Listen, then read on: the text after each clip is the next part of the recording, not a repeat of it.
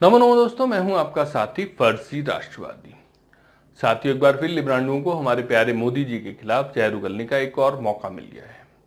अब देखिए ना, 135 करोड़ की जनता के इकलौते मालिक ने अपने ही देश के अपने राष्ट्रीय पक्षी के साथ कुछ समय बिताकर कोई गुनाह तो किया नहीं है, बल्कि उन्होंने तो लोगों के अंदर राष्ट्रवाद को जगाने की एक और कोशिश ही की है, जैसा कि वो अक्सर करते रहते हैं।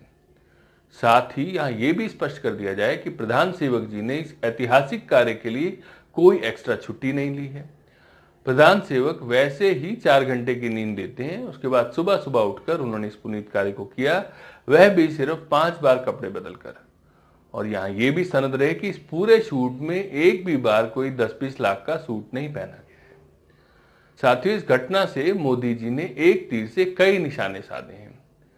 सबसे पहला तीर तो ये रहा कि मोर को दाने खिलाकर उन्होंने संपूर्ण विश्व के सामने ये प्रमाण प्रस्तुत किया है कि हमारे देश में किसी भी तरह की कोई भुखमरी नहीं है। और वैसे भी देश की संपन्नता का पूरा अंदाजा लगाने के लिए सरकार ने घरों में रखे सोने की पूरी जानकारी मांग ही ली है।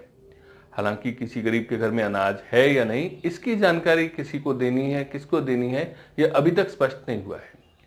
दूसरा तीर ये रहा कि विदेशों में हमारी साख जो पहले ही उनके आने के बाद से कई गुना बढ़ चुकी है, उसमें इस घटना के बाद और भी इजाफा हुआ है।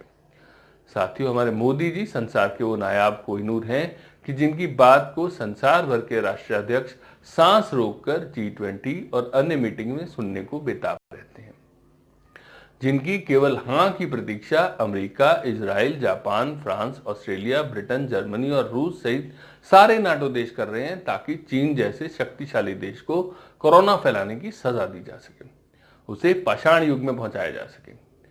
तीसरा और अति महत्वपूर्ण तीर ये रहा कि 5-5 बार कपड़े बदलकर उन्होंने ये संदेश दिया है कि टेक्सटाइल इंडस्ट्री को डिमांड की कोई भी चिंता करने की जरूरत नहीं है।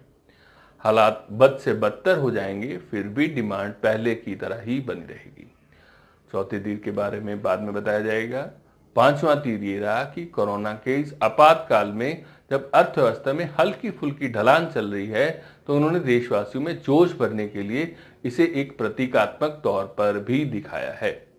साथियों, जब से यह वीडियो वायरल हुआ है, तब से लोगों के अंदर एक अनूठा जोश भर गया है और हर कोई एक दूसरे से बस एक ही बात कर रहा है कि ये दिल मांगे मोर, ये दिल मांगे मोर। एक अन्य महत्वपूर्ण बात कि जिस तरह गांधी जी ने दांडी यात्रा कर नमक बनाकर शासन को चुनौती दी थी कि एक आम आदमी भी नमक बना सकता है, उसी तरह से उन्होंने मोर को पालकर उसे दाना खिलाकर एक अत्याचारी कानून को चुनौती दी है कि आम आदमी भी मोर पाल सकता है।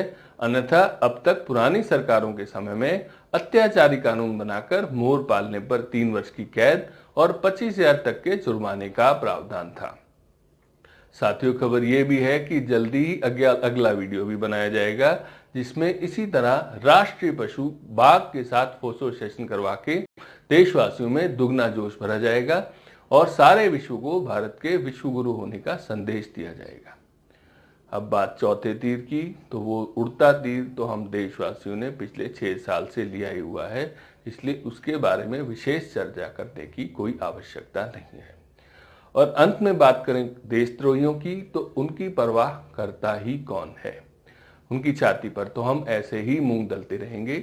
साथियों, कोरोना संकट के समय में जब आंकड़ा 3 मिलियन को पार कर गया है, ऐसे में देश के यशस्वी प्रधानमंत्री का इस तरह का प्रेरणादायक रूप सच में आंखों को नम करने वाला था। साथियों, हमने गुरुदेव रविंद्रनाथ टैगोर जी को तो नहीं देखा, परंतु उनकी छवि आज राष्ट्र पुरुष में जरूर ही देख ली।